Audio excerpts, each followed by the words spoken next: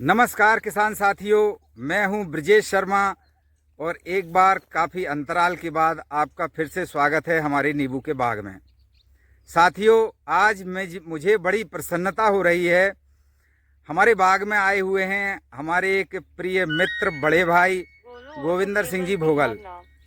भोगल जी काफ़ी उन्नत कृषक हैं, बहुत अच्छी अच्छी क्रियाएं अपने खेत में करते रहते हैं और अब उन्होंने नींबू का बाग लगाने का मन बनाया है। तो उन्होंने इच्छा जाहिर की कि मैं आपके बाग में चल के कुछ ऐसी चीज़ों को देख सकूं जिनमें हम गड़बड़ियां अक्सर किसान कर दिया करते हैं। तो चलिए आज मिलवाते हैं आपको हमारे प्रिय भोगल जी से। तो ये हैं आदरणीय गोविंदर सिंह जी भोगल, आपका स्वागत है हमारे नींबू के बाग में। और चलकर हम आपको दिखाते हैं कि हमारे नींबू के बाग की क्या स्थिति है, कैसे आप अपने बाग में क्रियाएं करके अपने बाग को उन्नत बना सकते हैं। नींबू में जो हम गलतियां कर रहे हैं उन्हें दूर करके आप कैसे अच्छा उत्पादन ले सकते हैं और लाखों रुपए कमा सकते हैं एक एकड़ में। चलिए चलते हैं। किसान भाइयों, मैं गोविंदर सिंह, ग्राम जगदीशपुरा, तहसील बीना, जिला सागर, मध्य प्रदेश का निवासी हूं। आप सभी को मेरी नमस्कार, प्रणाम। नींबू के इस बाग की जानकारी लेने के लिए मैं ब्रजेश शर्मा जी के यहाँ आया हूँ, उनके बाग पर। और चूँकि मुझे भी बाग लगाना है तो इसमें आने वाली जो भी परेशानियां हैं, जो भी समस्याएं हैं, उनकी जानकारी मैं श्री ब्रजेश जी से लेना चाहूँगा। और ये अपने सरल भाषा में जो है हमको यहाँ समझाएंगे, क्योंकि कई वैज्ञानिकों के द्वारा बताई हुई बातें जो है हमको इतनी सरल रूप में नहीं मिलती हैं, जिनसे हमारे को कुछ परेशानियाँ होती हैं, या ये समझ लीजिए कि वो जानकारियाँ हमको कुछ ऐसे लगने लगती हैं कि ये हमारे लिए संभव नहीं है। इस खेती को करने के लिए संभवतः मुझे ये लगता है कि जो किसान पहले से खेती कर रहे हों, हमें उनके पास जाकर इस चीज़ की जानकारियाँ लेनी चाहिए और इसके बारे में जो भी समस्याएं हैं, या पौधों का चयन, उनमें लगाने की दूरियां, पानी के साधन, तमाम जो बातें हैं जो शुरू से पहले ही दिन से हमको उसमें जो सावधानियां बरतनी हैं, उनके बारे में हम इनसे जानकारी लेंगे। ये जगह हमारी है करीब 3 एकड़ की लगभग है, ये जो हम नया फील्ड तैयार कर रहे हैं जी। और इसमें जैसा आपने अभी हमसे पूछा कि इसमें रो टू रो और प्लांट टू प्लांट क्या डिस्टेंस है जी। तो इसमें चूंकि पहले हमने आंवले का बाग लगाया था जी। और उसमें सबसे बड़ी गलती की थी कि हमने ड्रिप नहीं लगाई जी। बहुत पुरानी बात हो गई, तो उसके कारण हम आंवले के पौधों को संभाल नहीं सके थे।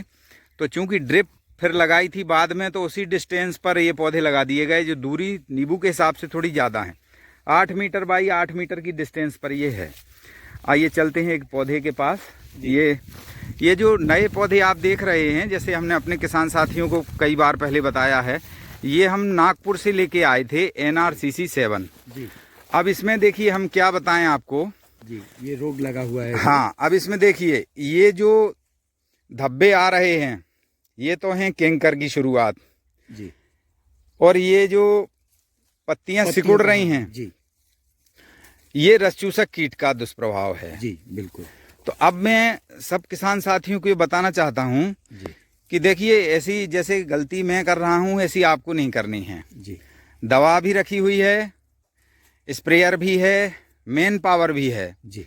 बस इंस्ट्रक्शन देने में देर हो जाती है, जिसके कारण ये दिक्कत आती है।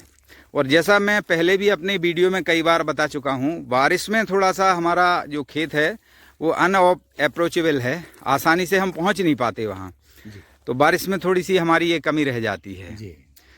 चलिए और दूसरे पौधों के पास चलते हैं, बड़ी फील्ड भी आपको दिखाएंगे अभी। है गुटी का था या बीजू था, क्या था? नहीं, ये पौधा जो आप देख रहे हैं इसकी उम्र लगभग 12 से 13 वर्ष हो चुकी है और ये हमने नींबू लाकर और बीज से तैयार किया था, हमने स्वयं तैयार किया था और बहुत अच्छी फ्रूटिंग इसमें आती है। फल में रस बहुत अच्छा है, इसमें कहीं कोई हमें दिक्कत नहीं गई। फिर भी हमने ये सोचा था कि NRCC 7 इससे भी उन्नत है जी, तो फिर उसको लगा कर देखते हैं। अब उसमें जब फ्रूटिंग स्टार्ट होगी जी, तब फिर पता लगेगा कि दोनों की क्या स्थिति है।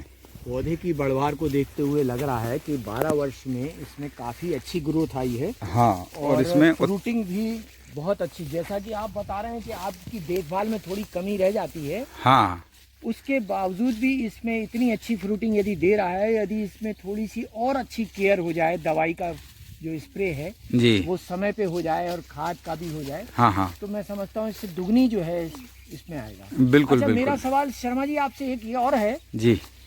कि आप बीजू पौधे को महत्व ज़्यादा देते हैं या गुटी वाले को, बडिंग वाले को? देखिए मैं आपको बताऊं, नींबू के पौधे की बात करें या किसी भी पौधे की बात करें, तो नींबू का पौधा हो या अन्य किसी भी फल का पौधा हो, जो गुट्टी वाला पौधा होता है उसकी उम्र कम होती है। तो नींबू का जीवन काल है जो बीजू पौधे का है 25 से 30 वर्ष, और बहुत अच्छी केयर यदि आप कर लेते हैं जी, तो वो 40 वर्ष तक फल देता है, और उसके बाद ढलान की स्थिति आ जाती है, फिर सने सने वो उसका उत्पादन घटने लगता है। बिल्कुल ठीक। और यदि गुट्टी के पौधे की बात करें तो गुट्टी का पौधा 8 से 10 साल की एज में उसके बाद वो ढलने लगता है। तो चूंकि 3 साल में फल तो इसमें आने लगते हैं, पर वो नाम के लिए प्रोडक्शन शुरू होता है, इसका व्यावसायिक उत्पादन शुरू होता है 7-8 साल के बाद। तो जब 7-8 वर्ष के बाद यदि हमें उत्पादन मिलना शुरू हुआ और 2-3 वर्ष में घटने लगा, तो हमारी पूरी मेहनत बेकार चली जाएगी। तो क्या इसलिए का पौधा भी जो है वो 7 से 8 वर्ष में देता है? 7 से, हाँ, उसका उत्पादन तो शुरू हो जाएगा तीसरे वर्ष से। तीसरे क्या, वो तो पहले साल से ही देने लगता है। लेकिन वो जैसे किसी पौधे में 2 फल लग गए, क्योंकि जब तक छत्र नहीं बनेगा उसका, शाखाएं ज्यादा नहीं होंगी, तो उत्पादन अधिक कैसे मिलेगा। और 8-10 साल में उसका छत्र बनने की स्थिति आती है, तब तक वो खत्म होने लगता है। तो इसलिए हम सभी किसानों को यह सलाह देंगे कि आप बीजू पौधे तैयार करके और बीजू पौधे ही अपने बाग में लगाएं, वो ज़्यादा अच्छा उत्पादन देते हैं। ठीक, बहुत बढ़िया। आपकी ये जो सलाह है बीजू पौधे की, क्योंकि प्राथमिक दृष्टि से देखा जाए कि हमें पौधे का जो चयन करना है, वो चयन हमारे इस खेती के लिए बहुत महत्वपूर्ण है, क्योंकि 30 वर्ष 40 वर्ष इंतजार करके यदि हमें मान के चलिए कि पहले के 7 वर्ष तक हमें यदि उत्पादन व्यावसायिक नहीं मिलता है, तो हम उसको जो है सह सकते हैं। लेकिन यदि वो उत्पादन हमारा 40 वर्ष तक दे रहा है, तो हमारे लिए ये तो एक फायदे का सौदा होगा। बिल्कुल बिल्कुल, आपने सही सोचा कि हमें उत्पादन भले लेट मिले, लेकिन लंबे समय तक मिले, वो हमारे लिए ज़्यादा फायदे का सौदा है। तो शर्मा जी, मैं चूँकि अब बाग लगाने का बहुत ज़्यादा इच्छुक हूँ और मैं इसी प्रयास में हूँ। मैंने नागपुर भी चर्चा करके देखी है, तो अभी उसमें मैं निष्कर्ष पे नहीं पहुंचा, लेकिन आज आपके बाग में आकर मैं एक थोड़े से निष्कर्ष पे जरूर पहुंचा हूं कि मुझे सबसे पहले जो है बीजू प्लांट तैयार कराना है और 7 वर्ष का उसके लिए एक इंतजार करना है। 7 वर्ष मेरा कहने का मतलब यह है कि 7 नहीं होंगे, वो 5 से भी होगा। 5 वर्ष के बाद उसके अंदर उत्पादन शुरू हो जाएगा। तो वो शने शने, क्योंकि बीच में खेती भी, जैसा आपने बताया कि आपकी 25 फुट की दूरी है, तो 25 फुट की दूरी में बहुत आसानी से इंटरक्रॉपिंग हो सकती है, कोई दिक्कत नहीं है। अच्छा, इसके बाद मैं जो इसका भविष्य देख रहा हूँ, जैसा कि इस पौधे से उस पौधे की दूरी थोड़ी कम होने के कारण बीच में से ट्रैक्टर वगैरह नहीं निकल सकता है, लेकिन इन 25 फुट के दायरे में आप आसानी से ट्रैक्टर हमेशा चला सकते हैं। बिल्कुल, और वो ऐसे किसानों के लिए ज़्यादा अच्छा है कि जिनको अपनी ज़मीन छोड़ने से आमदनी कम होने में दिक्कत होती है, तो वो थोड़ी दूरी बढ़ाकर और बीच बीच में अन्य फसलें लेकर अपना घर खर्चा आसानी से चला सकते हैं। और चूंकि पौधे दूर रहेंगे तो उनका छत्र अच्छा बनेगा, तो उत्पादन भी अधिक होता है। बिल्कुल ठीक कहा आपने। तो आज आपके द्वारा जो जानकारियां मिल रही हैं मुझे, मेरे लिए तो खैर बहुत बेहद महत्वपूर्ण है। और क्योंकि जिस तरह से मैं आपके इन पौधों के तने को देख रहा हूं, ये तने लगभग जो है, जब आप 12 वर्ष की इसकी आयु बता रहे हैं, तो उससे अनुमान लगता है कि आपके कहने का जो है सत्यता का प्रमाण यहीं से मिलता है कि तनों की जो मोटाई है काफ़ी विकसित है। और जिस तरह का इसका छत्र बना है, लगभग मेरे को लगता है कि 10 से 12 फुट की चौड़ाई में, गोलाई में ये जो है बिल्कुल बिल्कुल आ चुका है। बिल्कुल, जितना चौड़ा छत्र उतने ही इसमें उत्पादन है। हाँ। अच्छा, इसमें जो रोग प्रतिरोधक क्षमता है वो गूटी से अधिक रहेगी या गूटी से कम रहेगी? गूटी से अधिक रहेगी जी। गूटी की अपेक्षा रोग प्रतिरोधक क्षमता इसलिए अधिक रहेगी कि ठीक उसी प्रकार से है जैसे आप एक अधिक उम्र के बच्चे को छोटी क्लास में पढ़ने के लिए भेज देते हैं जी। तो उसका शारीरिक बनावट भी अधिक मजबूत रहती है, उसका ब्रेन पावर भी दूसरे बच्चों की अपेक्षा विकसित होगा, तो वो बहुत अच्छे से ग्रोथ कर पाता है। क्योंकि उदाहरण से आपने जो है इसका हमको आभास करा दिया कि जिस पौधे के लिए हम यदि लालचवश गूटी का, चूंकि आजकल के युग में गूटी, क्लोनिंग, टिश्यू कल्चर, ये सारी पद्धतियों के द्वारा जितनी पौधों का विकास हो रहा है मानते हैं, लेकिन उनकी आयु कम है। जी हाँ। आयु के साथ साथ एक और सबसे बड़ी समस्या का हम सामना करते हैं, जिनमें कि हम उन पर जो दवाइयों का स्प्रे करते हैं, निरंतर करना पड़ता है। मजबूरी होती है हमारी कि उन्हें बचाएं, फल को बचाएं, पौधे को बचाएं, उनके विकास को बनाए रखने के लिए इतनी ज़्यादा हमको दवाइयों का प्रयोग करना पड़ता है कि हमारा अंतर्मन और हमारी जो आर्थिक स्थिति दोनों ही बहुत जो है उससे आहत होती है। जी। तो ये एक बहुत अच्छी चीज़ है कि हम यदि इसको बीजू प्लांट को अपने घर में ही तैयार करें तो ज़्यादा सर्वथा उचित रहेगा। बहुत हमने कुछ जैविक खाद देने के लिए भी कुछ उपाय अपने खेत पर किए हैं जी। चलिए आपको चल के दिखाते हैं। चलिए देखते हैं।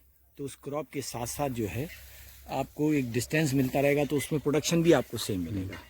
ये हम आ गए हैं अपने उन पौधों के पास जो पहले से लगे हुए हैं जी। और आपको देखने में ये ऐसा लग रहा होगा कि ये डिस्टेंस कम है। जी जी हाँ, अब तो ऐसा लगने लगा है, लेकिन जो स्टेम से स्टेम का डिस्टेंस है वो लगभग वही है आपका 8 मीटर का है। हाँ, तो जब पौधे को जगह मिली तो उसने फैलाव अच्छा ले लिया, तो जो प्रोडक्शन 2 पौधे मिलके आपका दे पाएंगे वो एक पौधा दे, वो उतना एक पौधा ही दे देगा। काफी मोटा इसका तना है। आपको और नजदीक से दिखाता हूँ। पहले आपने एक पौधे का देखा था, इसका भी देखिए आप। जी जी, बहुत बढ़िया। ये है, ये लगभग जो है 10 से 12 इंच का जो है इसका हाँ हो गया। हाँ, इसका डायमीटर 10 से 12 इंच है। हाँ। और ये उत्पादन देने के लिए बढ़िया है। ये देखिए बीच में हमने एक ये PKM1 वैरायटी का अच्छा मोरिंगा लगा दिया है जी। पीके PK1 वैरायटी है, खाने में मीठी होती है और थोड़ी मोटी फली इसकी बनती है, स्वादिष्ट होती है। तो ये ऐसे अब आपको हम चल के दिखाते हैं कि जो जैविक के लिए हमने तैयार किया है। और जो ग्रो बैग में जो तैयार किया। हाँ जी जी, ये 2 हमने बेड बनाए हुए हैं जी। और ये फर्स्ट टाइम बनाए हैं। एक ये इधर है, इसमें आपको देखने को मिलेगा, उसमें अभी पानी छिड़क दिया है तो उसमें ज़्यादा अच्छी तरह से नहीं देख पाएंगे। इसमें देखिए ये खाद बन रहा है, ये चाय पत्ती जैसा भुरभुरा। बिल्कुल, ये देखिए। बिल्कुल। हाँ बिल्कुल। तो इसको हम स्टोर कर लेते हैं बोरियों में। ठीक है। और जब इसमें गुड़ाई करेंगे जी, तो फिर इसमें हम इनको डाल देंगे। किस चीज में आप डालेंगे इसको? नींबू के पौधों में डालेंगे। नींबू के पौधों में आप हाँ, गुड़ाई के बाद बाद एक पौधे में लगभग कितना डालते होंगे आप? एक पौधे में डालेंगे हम इसमें लगभग 5 से 10 किलो तो हम डालेंगे इसको। 5 से 10 किलो डालेंगे। हाँ, तो इससे इसकी उत्पादन क्षमता बढ़ जाती है? बिल्कुल बिल्कुल, ये उत्पादन क्षमता बढ़ेगी। ये केंचुआ खाद है। अच्छा, इसको बनाने में आप किन किन चीजों का प्रयोग करते हैं? हमने कुछ नहीं, इसमें गेहूं का, उसका गोबर का जी, अधपका खाद इसमें डाल दिया था। जी। बस उसको खा के केंचुओं ने ये तैयार कर दिया। तो सिर्फ अकेला खाद डाला या इसमें मिट्टी भी डालते हैं? इसमें मिट्टी भी हमने मिक्स की है। अच्छा, तो कितना खाद किस रेशो में रहता है आपका? देखिए पहले तो हमने केवल मिट्टी डाली थी और सड़ा हुआ भूसा डाला था, तो केंचुओं में कोई विशेष प्रोग्रेस हमको देखने को नहीं मिली थी। जी।